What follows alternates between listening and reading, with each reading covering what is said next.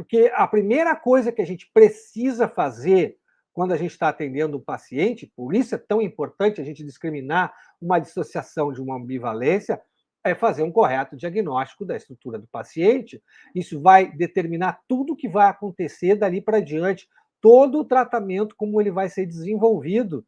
E se a gente confunde neurose com psicose, com perversão ou com os quadros borderlines, a gente não vai dar o manejo correto para a situação e vai usar técnicas que não vão funcionar como deveriam. O paciente não vai melhorar. O paciente vai chegar num ponto de estagnação e não vai adiante.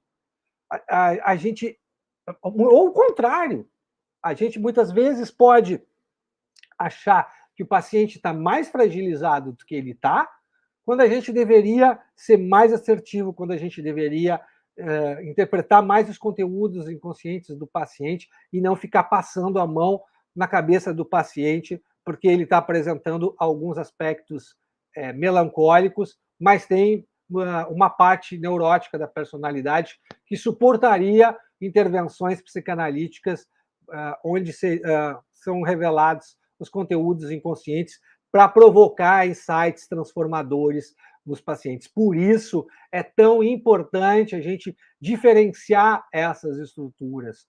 Esses dois fenômenos, a dissociação e a ambivalência, precisam estar bem presentes na nossa mente, porque a gente vai ver eles na clínica com muita regularidade. Eles aparecem de uma forma bastante florida. O que mais tem são pacientes graves que trazem a dissociação e pacientes obsessivos, por exemplo, que vão trazer para a gente a ambivalência. E isso aparece nos sonhos dos pacientes também. Não pensa você que os sonhos ficam fora dessa questão, porque os fenômenos mentais que a gente observa quando o paciente está relatando algo para a gente também são observados nos sonhos dos pacientes. E os sonhos, eles confirmam o diagnóstico da estrutura da personalidade dos nossos pacientes. E o maior benefício da gente poder diferenciar uma ambivalência de uma dissociação é justamente planejar o tratamento de uma maneira correta e eficaz para entregar resultados consistentes, eficazes, que realmente mudam a vida do paciente, que transformam a vida das pessoas.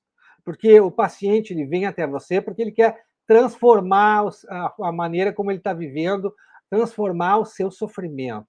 E o que tem de pacientes que se sentem frustrados em seus atendimentos, porque não encontram profissionais qualificados que conseguem identificar qual é o problema do paciente e traçar um plano terapêutico correto, eficaz, com um manejo adequado, com a técnica precisa para poder intervir e fazer o que precisa ser feito para o paciente parar de sentir aquela angústia paralisante, aquela angústia que está fazendo com que ele sobreviva e não viva, não está no gibi. É impressionante. Eu recebo no consultório e escuto dos meus alunos constantemente esse tipo de relato de pacientes que vêm de outros tratamentos, às vezes vêm de mais de um tratamento, frustrados porque não encontraram no profissional alguém que pudesse ajudá-los efetivamente a resolver essas questões. E você sabe por que isso acontece? Porque lá na base, lá no início dos primeiros atendimentos, o profissional não conseguiu diagnosticar qual era a estrutura do paciente. Muitas vezes nem sabe como fazer isso.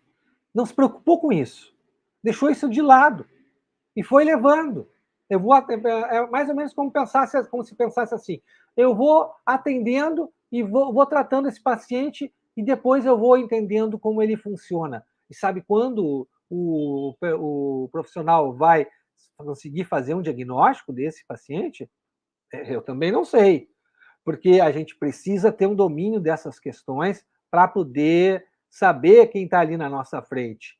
Se você não sabe diferenciar uma dissociação de uma ambivalência, como é que você vai diferenciar um neurótico de um quadro mais grave? É muito difícil isso acontecer.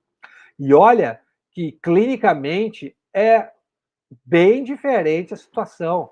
Os pacientes se comportam de um jeito bem distinto, os sonhos deles são bem diferentes, não é a mesma coisa. Um quadro grave, ele muitas vezes é muito mais fácil de ser identificado do que um quadro neurótico, dentro da própria neurose que o paciente está tendo, porque os sintomas são mais floridos, o paciente está mais desesperado, a dissociação está mais clara, a identificação projetiva é mais evidente, a maneira como o paciente se comunica mostra toda a confusão mental dele, o olhar do paciente mostra toda a questão psicótica, toda a questão regressiva que ele está vivendo. Já no olhar, no que ele provoca na gente na conta-transferência. A gente sente com muita intensidade o que o paciente está sentindo. E quanto mais intenso é aquilo que a gente está sentindo na ressonância, no contato com o paciente, mais o caso é grave.